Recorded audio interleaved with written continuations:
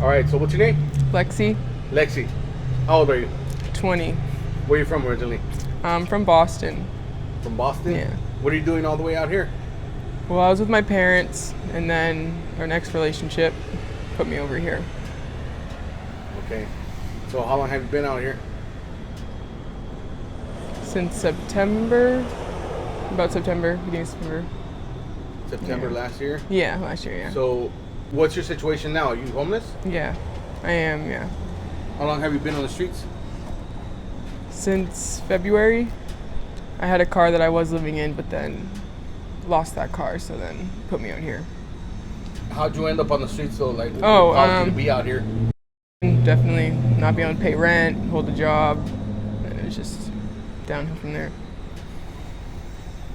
What kind of work were you doing before you ended up out here? I was working at Toyota. I was a sales car, did sales rep, service, technician. So I was The Toyota here in Avondale? in Chandler, the big Chandler. two. Yeah. Were you making good money? Oh yeah, yeah. I was making like over 2 every check. Over 2,000? Yeah. So you were working commission or what? Yeah. I'd sell like three to 4 cars a week, and that's a lot. And now what are you doing to survive now? Just doing dates, tricks, stuff like that. It's quick, easy money. Man, that's crazy. Yeah. Before you were here in Phoenix, did you ever dabble in that like substances and stuff like that, or Nope. how'd you end up getting into all that stuff? It was meeting my ex-fiance. You met him out here? We lived in Queen Creek. Okay, you Down met there. him out there? Yeah.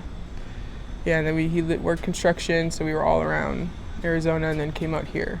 And then being in this area, it got bad because it's everywhere. Yeah. You can't just look you look the other way, it's over there. You look over there, it's over there. So it kind of just consumed us. So where'd you end up moving over here to the west side? Yeah. Yeah, we were over on this like 16th in Osborne, and then went over to McDowell's, 75th, 51st, Oh, and then came over here.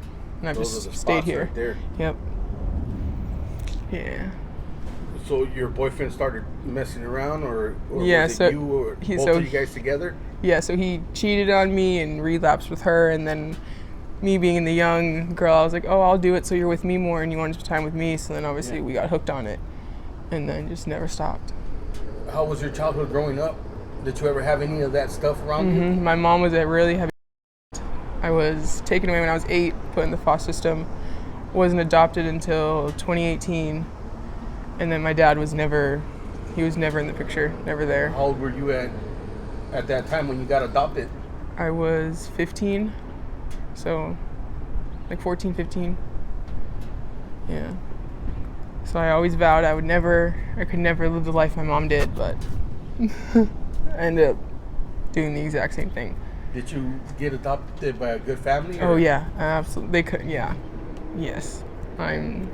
People that see my family, they're like, "Why are you out here? Like, go to them." Like my dad comes out here, he like takes me out for lunch. He's like, "We'll bring you. Like, if you want to go, we'll like call me. We'll go." And I'm And just you're like, talking "No." about your adopted dad. Yeah, yeah, Okay. yeah. They're Do pushing they know for what me. you're going through right now?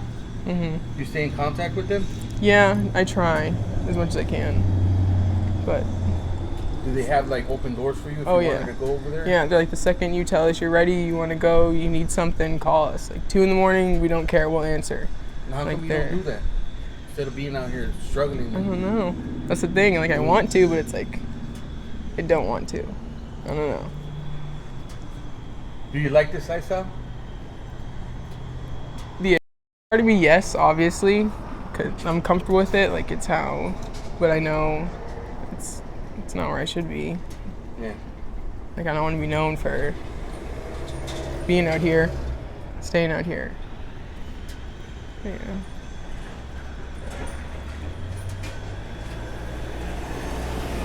You said foster care was Yeah. terrible? Oh yeah, that was. What was going on there? They say like the system, like they do it for the money. They don't care about the kids. Like they don't things that you need.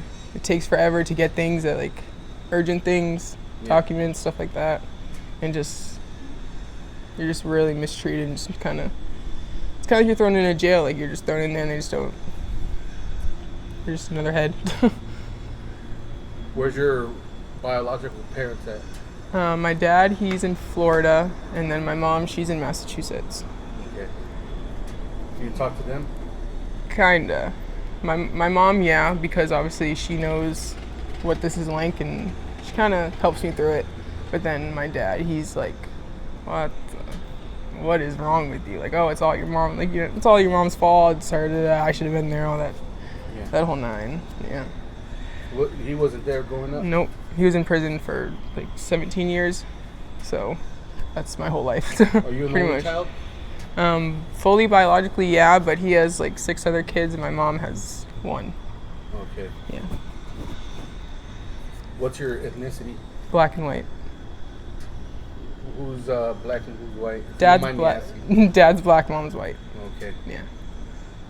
Can't you go to your dad and say, hey, I need some help, or? I try, but like with him, because he doesn't really understand. He doesn't understand, like, because he thinks I'm just gonna go use it just to go get it. So he's like, no, I'm not gonna give you any money, but he'll like order me like Walmart pickup, stuff like that. Yeah. Like he'll like order things that he knows I can't just go pay for it. But then my mom, she said anytime I need something, she sends it, and then she's like, when you're ready to be like done with all that stuff, she'll get me a plane ticket back home. Because when I am done, I don't want to be here, like, because I know I'll come right back to it. Yeah. So if I go home, or I'm not familiar with it, it'll be Man, you should just a better do process. that, though. It's really dangerous out here. Yeah. What kind of dangers do you go through, like hustling out here? Have you been through anything crazy? Nothing too crazy, but I've heard and I've seen fucking guns pulled on people and knives fucking hit, run, like. I feel like I'm lucky, but also not lucky, like, because that could be me any second. Yeah. Like, especially with doing dates and stuff, like they could give you something, they could fucking traffic you. It's terrifying. You never know when you get in that car, but all you're thinking about is that money. You just want that money. Yeah. So it kind of. Man, that's crazy. Do you remember the first time that you were about to do that? How were you feeling? Absolutely terrified. I told my friends, I was like, this is the license plate number, this is the car, this is what they look like. Like, if I'm not back by this time, if you don't see me, if you don't hear from me, like, something happened, like, I'll come here. And, like, I had a whole plan, a whole setup. And now it's just like, all right, see you later. And they're like, okay. Like, trying to peek and see, like, any information about it. But Has it gotten easier with time? yeah, kinda, yeah. What's your goals and dreams? Do you still have goals and dreams? I wanted to be a foster parent because obviously going through the system, knowing what that's like, I wanted to help kids, but I don't know if now that being out here, what I've done, what I'm doing is going to affect that, because I know you can't like have history, you can't. I don't have a criminal record. I don't have a criminal record, so I'm trying to keep that at least keep that. So good for you. That's the one good thing I guess I still have that I could work with. But yeah, and just help people that are like me. That's what I've always done. Take care of people, because I know what that's like. I know how hard that is. I know what it feels like to go through that. And you're not alone. You feel like you are, but you're not. All right, well, hey man, thank you for sharing your story. I really do appreciate it. Are you okay if I post it up on my YouTube channel? Yeah. And just in case anybody wants to reach out to you with any sort of help or donations, do you have any contact information that you want to share, like an email or Cash App or anything that you want to put out there? I have a Facebook. That's really it. It's up to you if you want to say it or not. It's Lex, Lex, and then Ocon. So it's Lex Ocon. All right. Thank you. I appreciate it. Yeah.